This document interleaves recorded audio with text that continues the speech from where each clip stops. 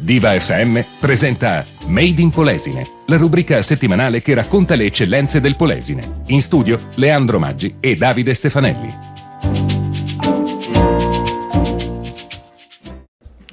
Miei cari, buongiorno, benvenuti. Una nuova puntata di Made in Polesine, questa che stiamo per iniziare io, Davide Stefanelli. E Leandro Maggi, buongiorno. Ciao Davide. Buongiorno Leandro, anche questa settimana trascorsa, te lo chiedo tutte le settimane perché oramai ci vediamo solo in questa occasione, quindi... perché siamo giusto. Ultra impegnati tutti e due, quindi è buon segno, Comunque tutto bene, tutto bene. Sì, tutto bene. Ecco, il nostro Polesine va a gonfie vele. Siamo molto ottimisti, dai, molto ottimisti in questo caso. Dicevo, nuova puntata di Made in Polesine su Radio Diva e anche ovviamente su Made in Polesine Web TV.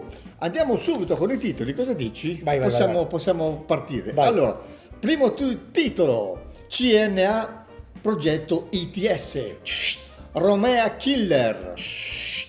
Questo è un po' più brutto. Sì, questo è un po' più bruttina purtroppo, non c'è tanto da riderci sopra. Poi Nicola e i cervelli in fuga.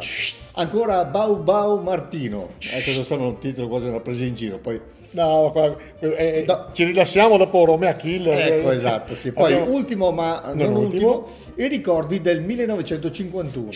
Questi titoli di oggi di Made in Polesine, tra poco iniziamo la puntata. Siamo pronti allora per iniziare questa nuova puntatona di Made in Polesine. Partiamo subito con il nostro primo titolo, CNA e progetto ITS. Cos'è? CNA cos'è. è la Confederazione degli Artigiani, è una cosa molto importante, molto anche radicata nel territorio. Tra l'altro, purtroppo, come spesso succede, non è più CNA Rovigo, ma è CNA Rovigo Padova, come Camera di Commercio Rovigo Venezia. E purtroppo non abbiamo i numeri tecnici per fare da soli, ma questa è un'altra storia. Però adesso parliamo di questo CNA ITS, che praticamente è un progetto per gli istituti tecnici per fare la scuola lavoro. Io sto seguendo un bel progetto fatto con l'alberghiero, ricordiamo sempre, è una delle eccellenze delle scuole del nostro territorio, tra l'altro è una delle poche scuole che addirittura trovano lavoro prima di finire le scuole, perché c'è bisogno di cuochi, bisogno di camerieri, bisogno di persone che sono all'assistenza del personale, quindi bravi, una bella scuola che insegna. C'è molta richiesta in questo settore. Però dopo ci sono dalle classi quarta in su la possibilità di fare degli stage, perché io dicevo stage, invece stage. Si dice stage proprio in gergo tecnico proprio. In francese, praticamente degli stage in aziende, quindi un conto è la teoria, un conto è imparare sui libri le cose, un conto poi scontrarsi con la dura realtà del lavoro. E siete in prima linea. Prima linea, con i tempi che devono essere rispettati, con i tempi che devono poi essere integrati con il bisogno di far reddito delle aziende, quindi è molto molto importante. Tra l'altro chi ha seguito un po' la ristorazione sa che la ristorazione è un concentrato in un paio d'ore di quello che gli altri fanno in una settimana, cioè quando arriva verso mezzogiorno e hai da fare 100-150 coperti, devi avere nervi saldi, uno staff che poi si chiama non è una compagine, una brigata, una brigata come nei militari, e che devono, come si dice da noi, navigare, muoversi, e quindi ben vengano questi progetti, quindi complimenti al CNA. Tra l'altro questi progetti sono anche cofinanziati con la Camera di Commercio Rovigo Venezia, che abbiamo tra l'altro citato prima, e quindi c'è questa sinergia scuola, mondo del lavoro, mondo dell'artigianato e a questo punto anche mondo del commercio, che secondo me è una cosa molto buona, molto importante. Queste scuole che ti danno la possibilità di, appena finito le scuole, di trovare il posto di lavoro, in questo momento sono rare ed è meglio tenersele buone. Ti ricordi poi quando ero molto più giovane, che i miei amici che magari non erano portati per studiare, non hanno fatto ragioneria, liceo, altre cose, andavano all'ENAIP, a 16 anni cominciavano a lavorare e cominciavano già a guadagnare. Esatto, sì. E a 20 anni avevano la loro aziendina, però era un po' altri tempi. Sì, adesso sono un po' più fani. Insomma, però effettivamente chi veniva fuori da una scuola tecnica aveva molte più probabilità di cominciare a lavorare presto e andare anche in pensione molto presto. Esatto, sì. Cosa che... Iniziare subito con i contributi. Vabbè. Dai, Ok, bravo, bravi CNA, alberghiero e Camera di Commercio. complimenti. Esaurito il nostro primo argomento, tra pochissimo per continuare come sempre Made in Polesine. Il nostro secondo argomento di oggi, un argomento ahimè piuttosto triste, perché parliamo di questa nostra strada che ci attraversa proprio qua vicino a noi, parliamo della statale Romea, definita killer, sì, perché a quanto pare è la strada più pericolosa d'Italia addirittura. Tra le più pericolose Sì. sicuramente, forse c'è anche il primato. Sì. Ne parliamo perché Triste primato. a distanza di 15 giorni c'è stato un altro incidente mortale, una signora che tra l'altro lavorava a Porto Tolle come maestra è deceduta in un incidente stradale. Certo. Allora io ho mandato tra l'altro dalla redazione della Voce, ho fatto un paio di interviste a Rosolina in particolare, perché è successo ancora una volta nel comune di Rosolina. E cosa che è venuto fuori? È venuto fuori che, lo vediamo tutti, è una strada che poi è diventata veramente invivibile, ci sono centinaia e centinaia di mezzi pesanti, di camion, quindi che rallentano il flusso, la gente poi sorpassa perché magari è in ritardo, perché c'è questo intasamento di mezzi grossi, poi dopo si aggiunge la distrazione, il telefonino, eccetera. Fatto sta che è una strada obsoleta che andava bene probabilmente negli anni 70 quando è venuta fuori, adesso è altamente sorpassata. È venuto fuori anche che, primo, che la Romea non perdona.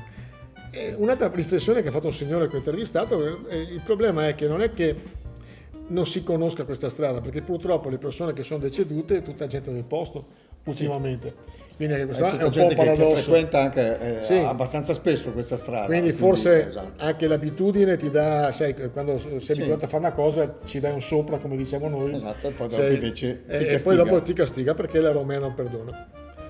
Si è parlato, e l'ha parlato in particolar modo il sindaco di Rosolina Grossato, di un bypass più o meno all'altezza di Chioggia, che poi arrivasse più o meno all'altezza di Portoviro, anche quella ferma con le 4 frecce, ma soprattutto ferma con le 4 frecce la Romea commerciale, che a detta, Non so da quanti anni, appunto, 30 anni forse. e qua ancora una volta si dimostra che l'attenzione che ha la Regione Veneto per il Basso Polesine è abbastanza leggera.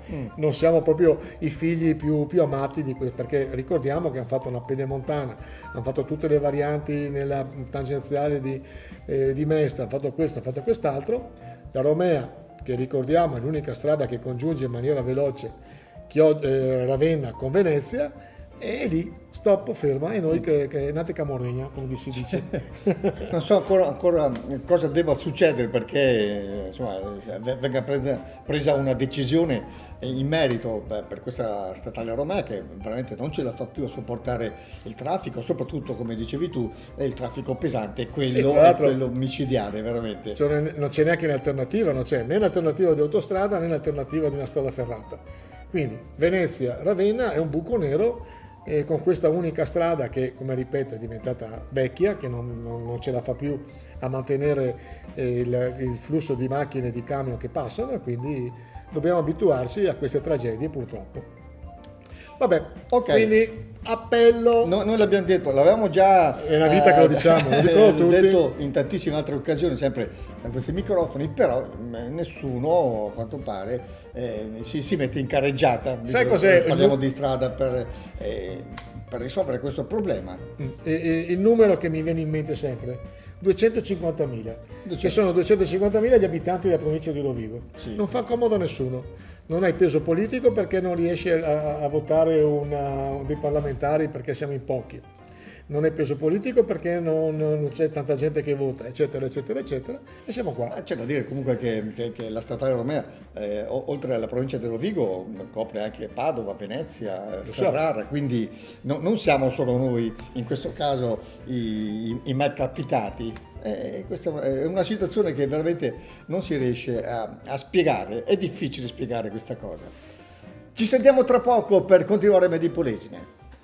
Siamo così rientrati e siamo pronti per continuare la puntatona di oggi di Made in Polesine, in onda tra l'altro, lo ricordo sempre perché è giusto farlo, il sabato tra le 11 e mezzogiorno, poi in replica la domenica mattina tra le 10 e le 11. E adesso altro titolo. Nicola, e i cervelli in fuga. Allora, chi è Nicola? Nicola si chiama Nicola Veronese ed è un ragazzo di Taglio di Po, ha più o meno 40 anni, che è diventato professore all'Università di Palermo ed è tra le 40 scienziati più citati nel mondo ed è il secondo scienziato più citato in Italia. E quindi orgoglio tagliolese, orgoglio di Taglio di Po, però facciamo una considerazione che purtroppo è uno di quei famosi cervelli in fuga, come diceva il nostro titolo. Io tempo fa intervistai per la Proloco di Taglio di Po una decina di ragazzi del mio paese, di Taglio di Po appunto, e tutti, qualcuno addirittura a Shanghai, in Germania, in Inghilterra, in Svizzera, eccetera. La nostra migliore gioventù purtroppo se ne va via perché non ci sono i presupposti per avere adeguata alle qualità e le capacità e gli studi che si sono fatti per avere un futuro dignitoso. Esatto, per prendere i soldini che all'estero prendono questi nostri concittadini, a parte che Nicola è in Sicilia, però lui era molto critico il fatto che poteva fare lo stesso lavoro di ricercatore nell'Università di Padova, ma qualche polemica c'è stata, infatti aveva fatto anche causa penso all'università, perché da noi ci sono ancora le baronie, ci sono ancora i nepotismi, eccetera, eccetera, eccetera. Quindi teniamoci stretti queste persone che hanno di queste qualità, perché poi dopo se ne vanno non ritornano più. Io che ho una figlia, ho due figli che sono in giro per il mondo, in particolare mia figlia che è un bel po' che è in Germania, io pensavo che a un certo punto ritornasse, non ritorna. E invece non ritorna. Non possono ritornare perché hanno talmente tante occasioni, talmente tanti avvantaggi abitare in una città, in una nazione che dà un futuro ai ricercatori, ai professionisti, agli artisti, eccetera, che l'Italia non dà, purtroppo non dà. Meditiamo, gente, meditiamo. Quindi qua stiamo parlando dell'Italia in generale, non stiamo parlando della nostra zona, del Polesine, del Veneto, insomma. La nostra zona si parla a livello generale. Sappiamo già che difficoltà ne ha, però effettivamente quanti ci sono i ragazzi che sono all'estero e quanti sono i ragazzi che poi all'estero sono molto quotati, tra l'altro avendo studiato in Italia, quindi lo Stato è costato allo Stato, oltre che alle famiglie è costato molto allo Stato, è costato in scuole, in strutture, eccetera, eccetera, e poi dopo arrivano là per forza che li prendono a braccia aperte, sono bravi, sono preparati e sono già pronti, e non gli costa niente, tra l'altro. E non gli costa niente. Vabbè, ma questa è un'altra storia. Comunque bravo Nicola Veronese. Bravo, bravissimo e chapeau. Ci sentiamo tra poco. Ultimo argomento di oggi, quello che andiamo ad affrontare in questa puntata di Made in Polesine. Parliamo a questo punto dei ricordi del 1951, ovviamente riferiti alla grande alluvione del Polesine. 71 anni di questa alluvione che è uno spartiacque in Polesine. Come in Friuli, non so, c'è stato il terremoto, si dice prima e dopo il terremoto, certo. Fino a poco tempo fa si diceva prima o dopo l'alluvione. Due dati: nel 1951 a Taglio di Po c'erano 12-13 mila abitanti, adesso sono 8 mila. Quindi io ho fatto un paio di interviste delle persone che a quel tempo avevano 9 e 6 anni, e saluto tra l'altro Galliano e Gaetano, che sono stati gentilissimi a rispondere, e appunto la prima cosa che dicono è stata questa emigrazione gigantesca verso Torino, verso Milano in particolare, cittadine come per esempio Bottrighe, da 3.500 abitanti, dopo l'alluvione nei primi mesi del 52 erano 2005-2004, quindi c'è stata veramente un'emorragia di persone che sono andate via. È stata veramente uno spartiacque, però dal punto di vista immagine il problema è che noi non l'abbiamo ancora superato, perché quando si parla di alluvioni, nonostante sono dal 51 e quindi 71 anni che non ci sono più alluvioni nel nostro territorio, noi siamo famosi per questo. Chi ha seguito in questo periodo anche le polemiche delle trivelle, eccetera, eccetera, ogni volta si fa vedere l'immagine dell'alluvione e dall'alluvione del 66 a Porto Tolle e delle case diroccate di paglia che ci sono a Scamaboa. Ormai è coreografia, cioè non esistono più. Fate un giro veramente come si deve in cittadine come Portoviro, Taglio di Po, Porto Tolle, Scardovari, vedi un benessere diffuso. e quindi dobbiamo superare questo. È rimasta questa immagine, insomma, Sì. molto antica, se vogliamo. Molto antica. Ecco. Poi dopo anche noi polesani, io conosco un paio di persone che fanno filmati, che fanno anche documentari sul nostro territorio, qua dalle nostre parti, e ogni volta ci piantano e la polenta e la pelagra, basta, cioè, l'abbiamo superato, cioè, non ci sono neanche più campagne, non c'è neanche più l'aia, non c'è neanche più il filò che si faceva in campagna, Esatto, cioè, ma no da ieri, sono passati 70 anni da questo. Esatto, quindi sarebbe anche ora di voltare pagina, ecco. No, Va bene. sarebbe ora Sì. neanche neanche di parlarne di questo. Vabbè, Vabbè, con questo, qua sai che ce l'abbiamo qua io e te. con questa nostra polemica abbiamo concluso anche il nostro Perfetto. ultimo argomento di oggi. Dai, ci sentiamo tra poco per chiudere la puntata di oggi di Madi Polesine. Siamo pronti per concludere questa nostra puntatona di oggi di Madi Polesine. Abbiamo avuto dei titoli molto interessanti anche in questo caso e insomma speriamo siano stati come sempre di vostro gradimento.